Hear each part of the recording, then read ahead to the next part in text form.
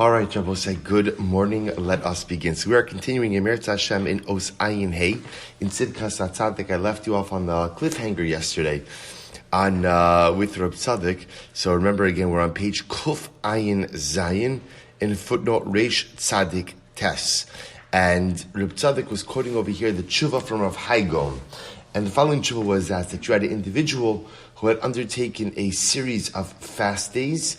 And then after he had undertaken those fast days, he wanted to know, could he sell the zechus? Could he sell the merit of those fast days to another? So we're continuing again on page Kuf Ayin Zayin in the footnotes on the bottom left-hand column, second line in.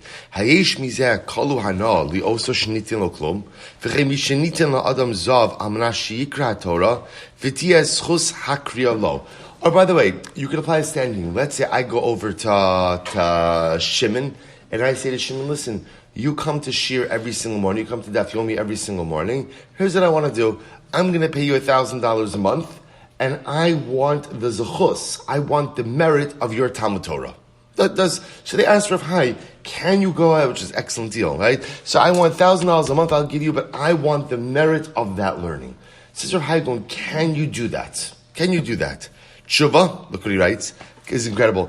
Kach ra'inu ki dvarim elu divrei hevel she'in lismoch aleihem. So Rav Haigon, this is quoted from Rav Haigon. Rav Haigon says foolishness, divrei hevel, absolute foolishness, nothing to rely on. Be'ech ya'ale alev ki scharo shal zeh shal ma'asim tovim she'asa zeh la zeh. How can you ever imagine that you could purchase the merit of a mitzvah from another person? How could you ever imagine such a thing? The pasuk says, quoting from Yecheskel, the righteousness of the tzaddik, the righteousness of the pious man, alav tihya, will be upon him. Meaning, the righteousness of the righteous man belongs to him and cannot be, it's a non-transferable entity. So the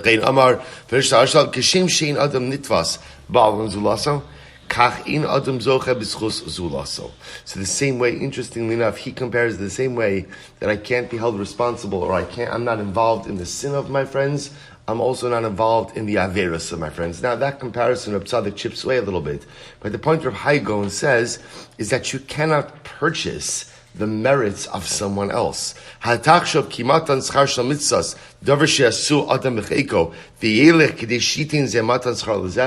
think that merit from a mitzvah is something you carry around that you could choose? Okay, you know what? I'll give it to this one. I'll give it to that one. He says, so he goes on, he says, as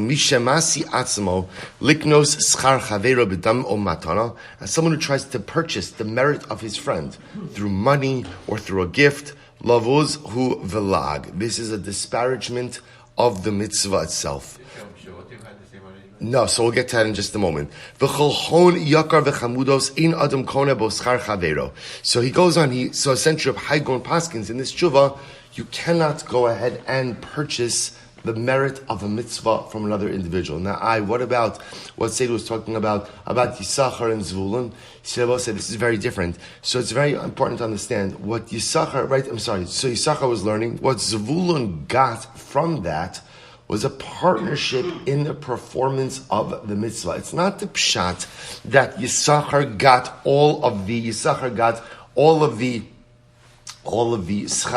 and then Zvulun purchased some of it. Yisachar and Zvulun were partners. In other words, Zvulun was able to do what he was able to, Yisachar was able to sit and learn because Zvulun helped them. Zvulun supported them. That was a partnership. That was a premeditated partnership. And a premeditated partnership, there is a sharing of merit. That's not what Rav Haigon is talking about over here. Rav Haigon is saying is, I go over to Reuven and say, Reuven, you come to Shir every single morning. I want to purchase that merit from you for $1,000 a month. I didn't do anything to facilitate. There's no proactive partnership. I want to purchase it. This is a transactional piece. Rav Haigon says, you can't do it. You can't do it. It doesn't work. Now I will say, you see the difference? There's a difference between a premeditated partnership, where again, in this case, the funds of Zvulun enable Yisachar to go ahead and sit and learn. That is a sharing of reward. Masha'inkin, the proactive purchase of or I should say it's the ex post facto purchase of reward does not work, says Reb Hai. And I will say, why is Reb Tzaddik bringing this down now? Because remember again, this goes to highlight his point that a mitzvah, when a person does a mitzvah, it becomes part of who you are. Right? It becomes part of your essence. And because it becomes part of your essence, you cannot sell something that is inextricably linked to you. Right? Something so the same way I can't go ahead and sell my heart. Right? Sure. What's the going rate for a heart? Tell me what you're willing to offer. I can't give that to you because that's a part of me that I cannot live without. My mitzvos become a part of who and what I am. And therefore, by definition, they are a non-transferable entity. So again, remember, Reb Tzaddik is contrasting that with Averos. When I commit an Avera, remember again, the imagery we had is the Avera sits on top of me. Right? It sits on my neshama, but it doesn't permeate inside. So it's there, I have to rectify it, but it doesn't seep inside. The distinction Reb Tzaddik is trying to make, Kedushas Domim, Kedushas Haguf. Financial sanctity, physical sanctity. Avera is like financial sanctity. Financial sanctity can be redeemed, can be removed. The mitzvah is like physical sanctity. It devolves upon the entity in its entirety. So the Rebbe goes on, he says something amazing. Back on the top of Kuf Ayin Zayin, the Rebbe says, very halacha l'maisa, this is Parsha. I ve'inyan mechiras ha'bechora de Esav. Oh, what about the fact that Esav sold his birthright? Mamish, this week's Parsha. This week's Parsha. What about the fact that Esav sold his birthright? Isn't the birthright, by definition, representative of mitzvos, representative of kiddush? Remember again, what the birthright represented, at least biblically, was not just simply a piece of inheritance, but what the birthright represented, again, was an elevated status of holiness. So says Reb Tzaddik, if it's true that my mitzvos become a part of who and what I am, they become part of my persona, then at the end of the day, how is Esav able to sell the birthright? Look what he writes, Ve'inyan mechiras ha'bechor de Esav, lahakriv karbanos. Shenira, kimechiras davar kedusha. This seems like he was selling something that has, by definition, kedusha. Shamati, look what Tzaddik says. This is so beautiful. Shamati lefi shehu haya b'char. Page Kofayin Ches. Bedimyon v'lo be'emes. Leficha choil mechira bedimyon. This is so beautiful. The Tzaddik says Esav was never really the b'char. He was never really the b'char. The Rebbe's lashon is he was b'char bedimyon. Bedimyon means like in imagination, right? He was the Bechar, he was the firstborn in an illusion, but he wasn't really the firstborn. And Reb Tzaddik, again, in the footnotes over here, discusses this concept a little bit about what it means to be a Bechar Bedimyon. He gives the mashal of Rashi. The Rashi says that in reality, Yaakov Avinu was created first, right? He gives the example of if you put two items into a tube, the item that goes in first comes in last. So therefore, again, he says Yaakov Avinu was actually created first, but it came out of the womb second. The idea being that the reason why Esav was able to sell the Bechorah was because of Tzaddik posits, it was never really his.